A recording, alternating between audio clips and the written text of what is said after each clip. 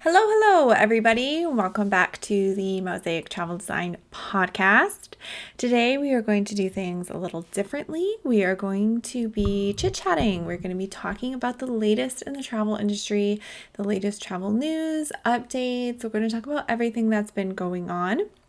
So today on our list, we have a lot of exciting updates. I think the one I'm most excited for is all the countries that are finally reopening after COVID. That is so exciting to a travel agent who has been through 2020.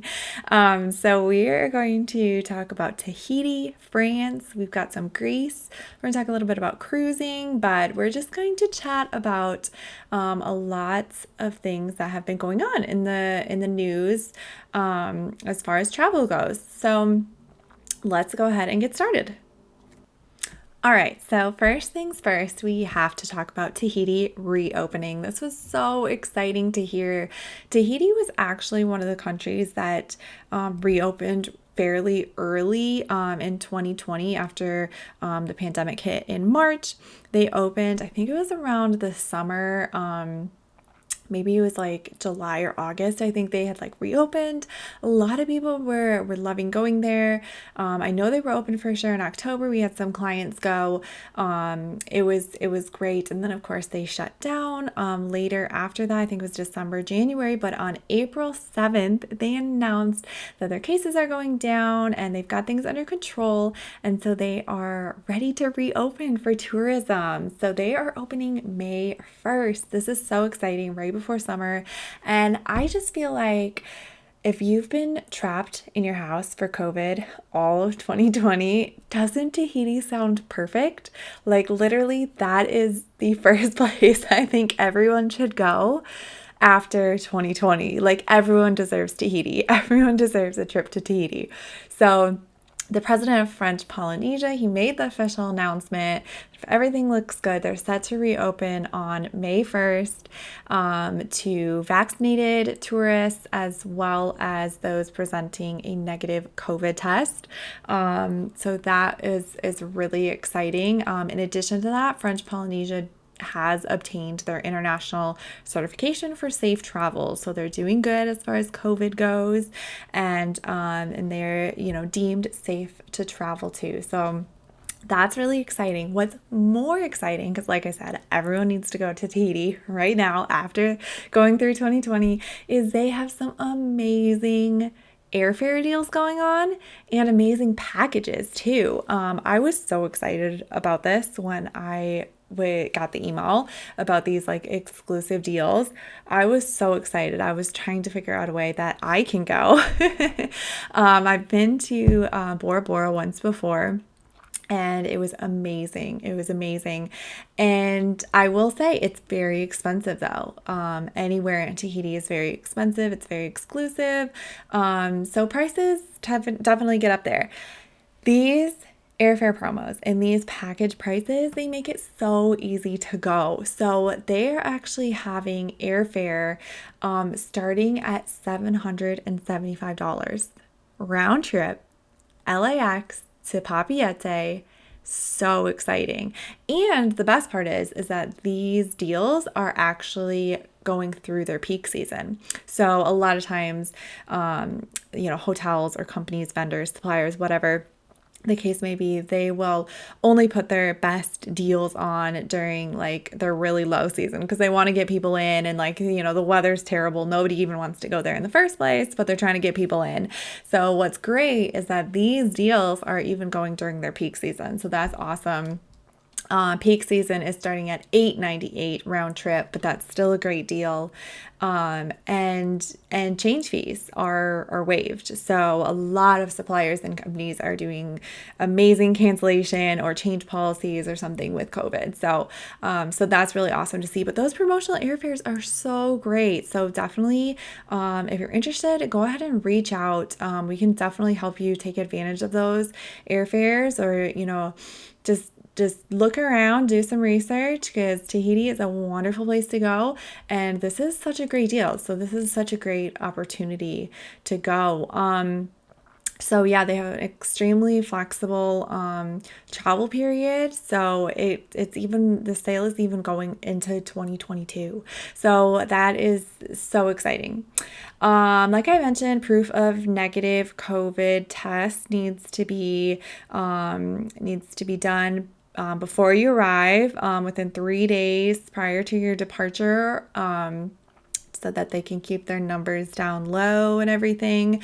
And then after obtaining your test results, you do have to fill out a sanitary entry form online for them. So it's pretty easy to get there, even with all the COVID going on. You'll wear your mask and everything like that. But just a negative COVID test, and then a sanitary entry form that's done online, and you'll be good to go. You'll be good to go. So a lot of flights are being added from the LA market to get to Tahiti. And just to point out, just to note, Tahiti is only 8 hours away from LAX. So that's not too bad considering that Hawaii is like 6 hours. It's only a couple more hours going to Tahiti than it is going to Hawaii. So I feel like a lot of people think like it's so far away, and when you get there it definitely does feel really remote, but it isn't that much longer than if you're going from LAX to Hawaii. So I think that's pretty cool as well. And then, as I was mentioning, great vacation packages, some that include the airfare, include your hotel stay. These things are starting from less than $3,000 per person. I don't even know how they're doing this. That's something my business partner and I talk about a lot. When we see these amazing deals come through, we're like, how are they even offering this? This is so amazing. So a lot of these packages are including shuttles, airport transfers, inter-island, international flights, breakfast, dinners. So definitely reach out about this, because this is such an exciting deal. And like I mentioned before, Tahiti can be so expensive. It's so expensive, but it's such a beautiful place. Everybody has to go there at least once. It's just gorgeous. And like I said, especially after the pandemic and everything, like you need a break. You need that break and to regroup, and Tahiti's the perfect place. So so let's go ahead and open this up to look at some of these vacation packages that I was talking about, because these are amazing. Like I said, they're all starting at around $2,798 per person. And let's just see like what that includes. So that's 7 nights. That's a round trip airfare from Los Angeles. That's round trip ferry and shuttle transfers.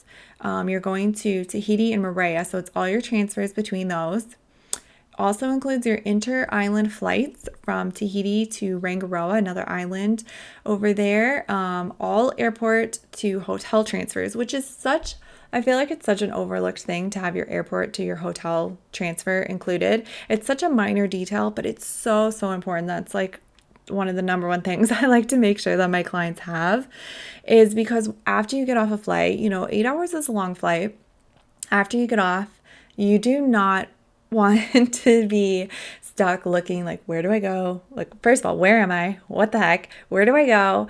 Looking for a taxi or looking for a ride. And of course, like taxis from the airport are always way more expensive than they need to be.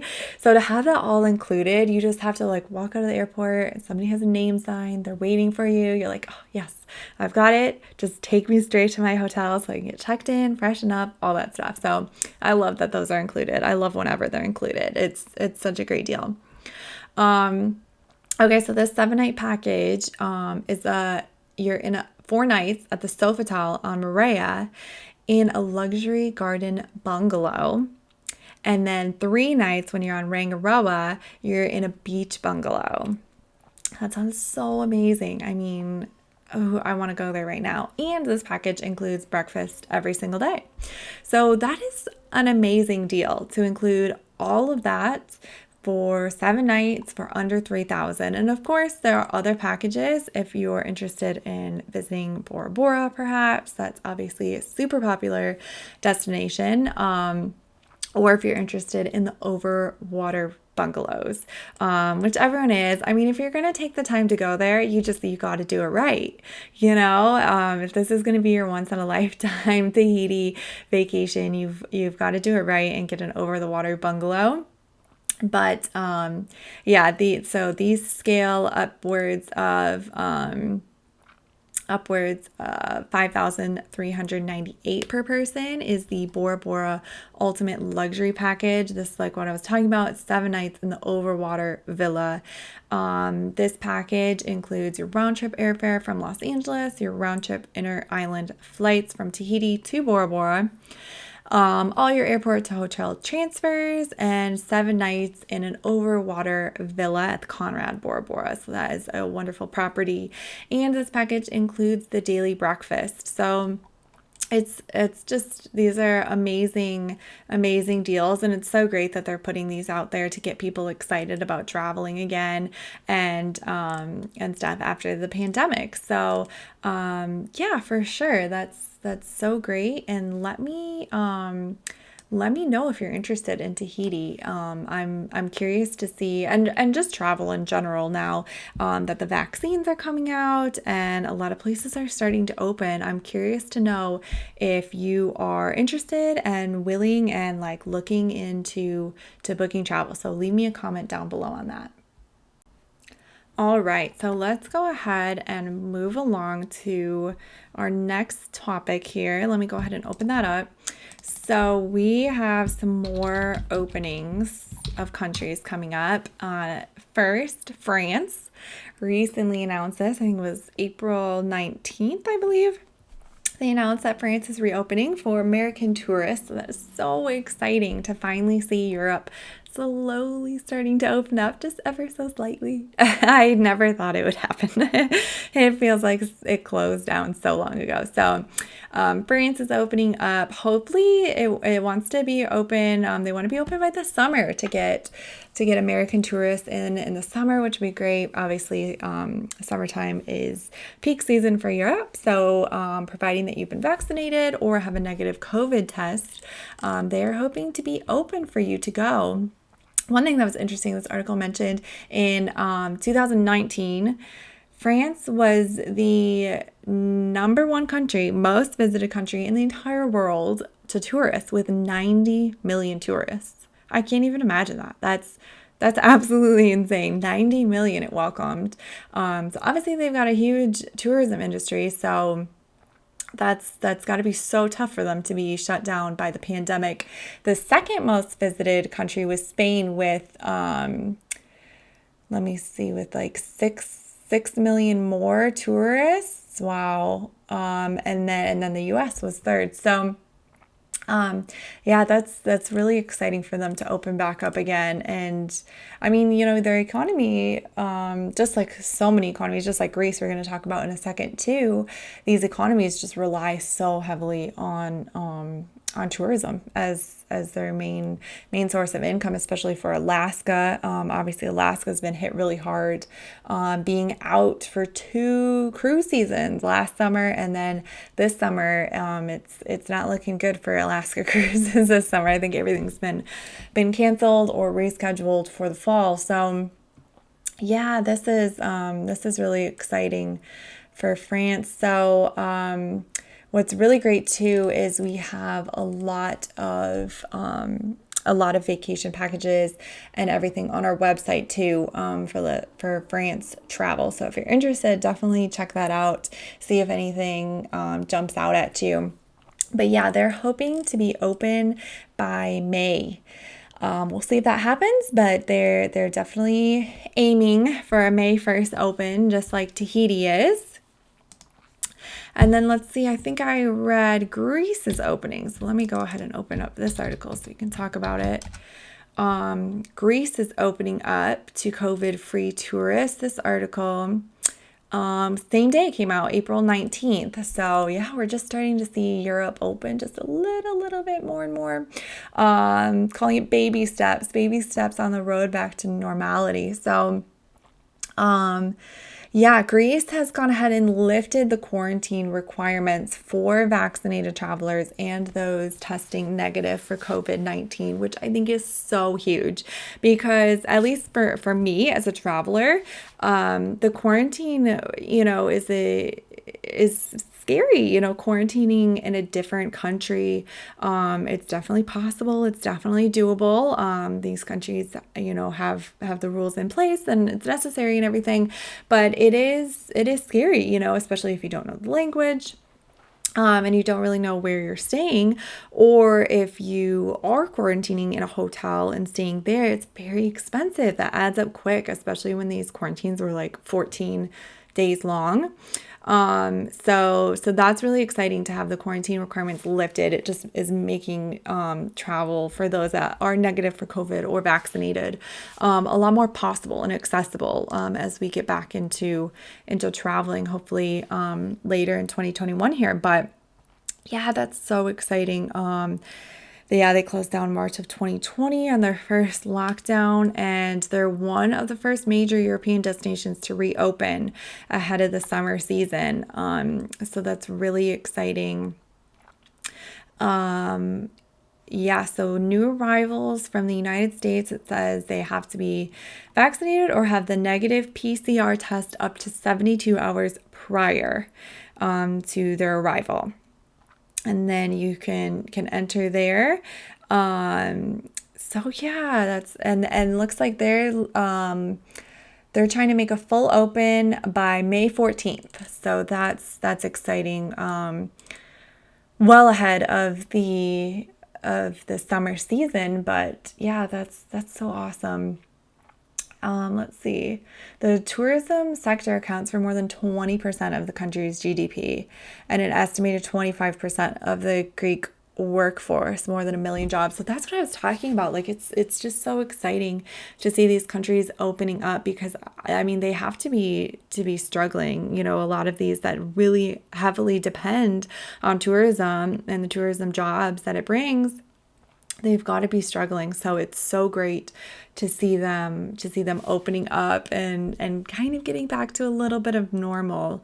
I have a question. Has anybody been to Greece? Now, I was supposed to go to Greece right before the pandemic. Well, I was supposed to go in May of 2020. So obviously when things went down in March, we had to cancel that trip. But I was supposed to go for some research on a fam trip with my business partner, and we're really bummed. We've been trying to get to Greece, it feels like, for so long because we get Greece requests a lot. We a lot for family vacations, but honeymoons especially. We do a lot of honeymoons, and we were supposed to go and then we had to cancel, and we haven't obviously been able to rebook, and we're just like, it seems like we're never going to go now. It's just like we've tried so many times to go and some things always come up and we weren't able to leave. And so, yeah, it just feels like we're not going to be able to ever make it there. But we're trying. We're going to try. So if you've been to Greece,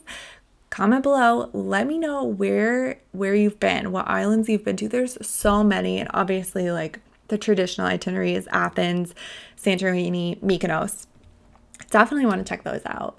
But there's so many other wonderful smaller islands that are becoming more and more popular. I know Paros is becoming more popular, as well as Rhodes, I think, and Crete. I definitely want to check out Crete. I feel like that's a really underrated island, and stuff. So yeah, let me know in the comments below if you've been to Greece and what you've done, what your itinerary was like. I'm always curious to hear about that stuff. All right, so last but certainly not least, I wanted to touch on some new cruise articles that have come out, some new information. Obviously, cruising is not happening right now with everything going on. I know a lot of cruise lines are pushing their cruises and itineraries back to the fall, like September, October time. I think pretty much everything for the summer has been canceled at this point. But I think the cruise industry is really hoping to start up by the fall. I don't know if that's going to happen. We'll just have to kind of wait and see. But there is some exciting cruise information I think it's exciting. So I just want to chat about that with you. First and foremost, Holland America is adding a new all-inclusive fare that includes drinks, shore excursions, specialty dining, and Wi-Fi on your cruises. I think this is fantastic. I love this. I feel like the cruise industry always boasts about cruises, and how they're such like an all-inclusive experience. You know, they're like, oh, we're just like an all-inclusive resort, but it's really not. If you've been on a cruise, and once you get there, like literally day one of the cruise, the first thing you're doing is signing up for like dining packages. You know, if you didn't do this ahead of time, the first thing you're doing is signing up for dining packages, shore excursions, drink packages, getting your Wi-Fi. Like, obviously you can do all of this, you know, like ahead of time and have it all ready to go. But there's always that extra, you know, little bit that's not included in your cruise fare. Some of the higher end cruise lines do include that. So that's why we definitely do like to sell those. I think it's, is it Silver Sea that has a lot of those things included. I know Viking has a lot more included.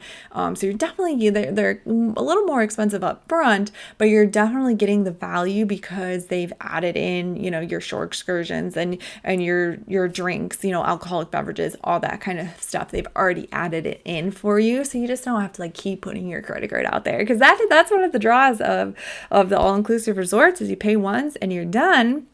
And so now it's nice to see more, not so much a luxury, but more of like a premium cruise line that's doing it. So like I said, this includes drinks, shore excursions, specialty dining, and Wi-Fi on your cruise. It's called the Have It All package, and it is available on 6-night and longer cruises, with the exception of grand voyages, which are like the worldwide cruises that are like, you know, hundreds of days long. So that's understandable.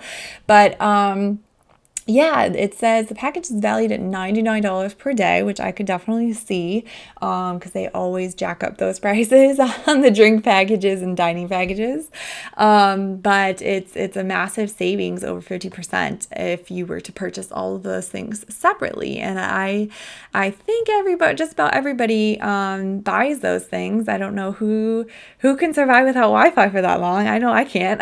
I definitely get the Wi-Fi package, and it's always fun to do a couple specialty dining and shore excursions for sure, so you can get out and explore the area and stuff. So I would say this is such a huge value. It's open for bookings starting April 21st. So we've already passed that mark. Again, it's on cruises 6 days and longer. So you choose one shore excursion or one tour that you want for all the guests in your stateroom. You also, the Have It All package, it would include the signature beverage package, which gives you the variety of a lot of different wine, beer, cocktails, soda, coffee, all that stuff, up to 15 drinks per day. You get 1 night specialty dining for all the guests in your stateroom. And then the Wi-Fi package is included as well. So I think that's pretty cool, that they have something to include it. It just makes things so much easier for the traveler, you know, just have it all included. Like, you don't have to like worry about it later, decide about it later. Like, it's there. I think that's great. All right, next up we've got Hurtigruten. This is a cruise line. I think they're mostly known for their cruises in Norway along the fjords and to Antarctica. I love taking their webinars on the cruises to Antarctica. I think it's so fascinating. I would love to visit Antarctica one day. It's not super high on my bucket list. My number one is Greece right now. I want to get there so badly.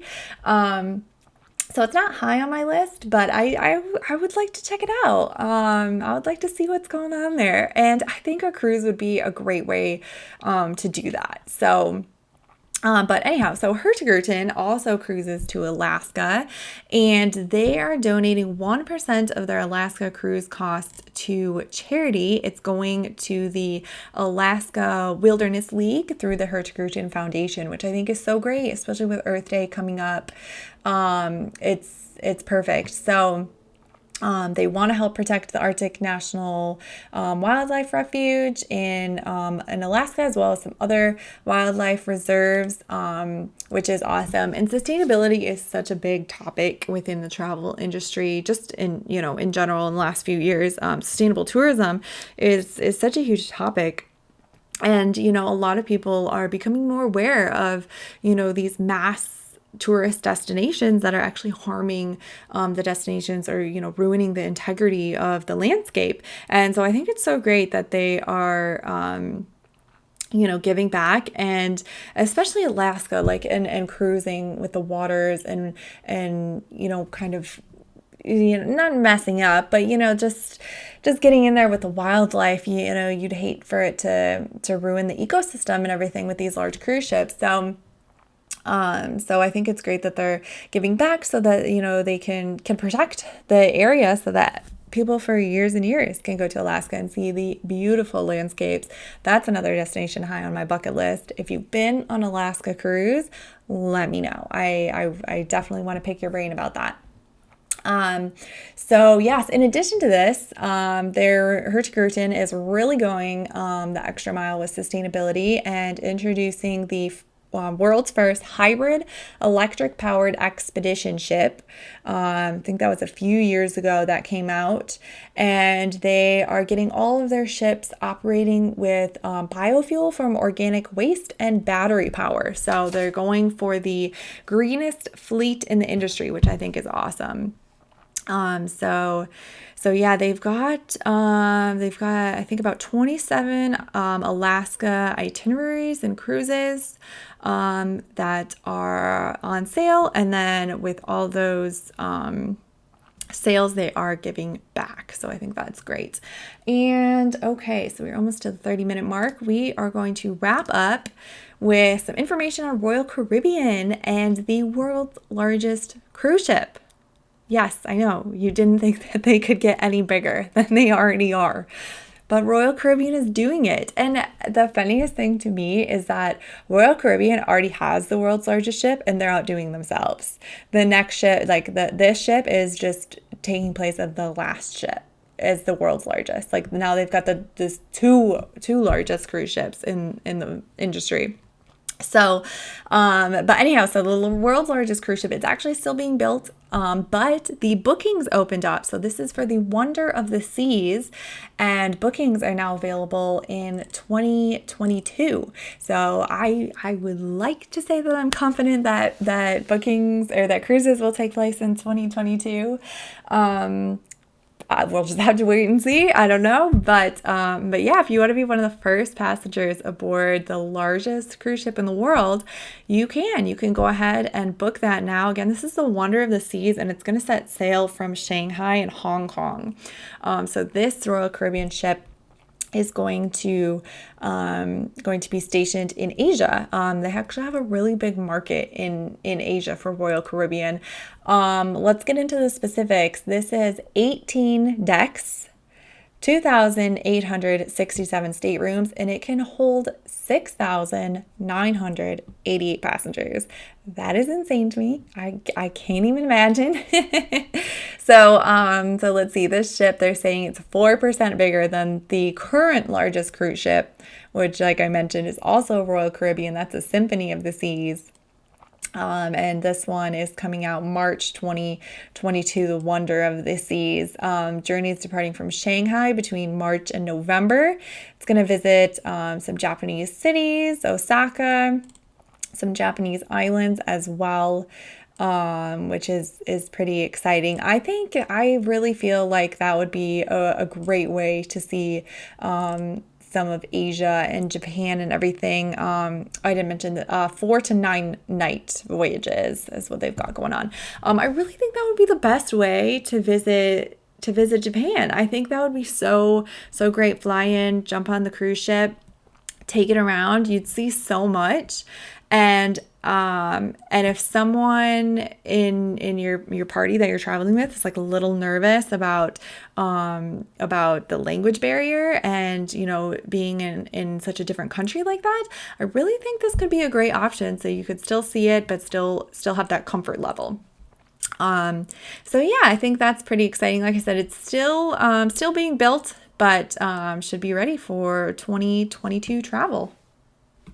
All right, everyone. So thank you so much for listening to today's podcast. I really appreciate it. I hope you enjoyed the chit chat about the travel industry. It's one of my favorite things to talk about as a travel agent, as an owner of a travel agency. I love talking about travel, and I get all these news articles sent to my email every day, and a lot of them are so exciting. So I just wanted to pick some here and there to share with you guys, so that all those travelers out there are knowing what to expect, what's new, what's upcoming in the travel industry. And I hope you guys enjoyed this and learned something new, and are staying up to date with travel. So with all that said, thank you so much for listening, and I'll talk to you guys later. Bye.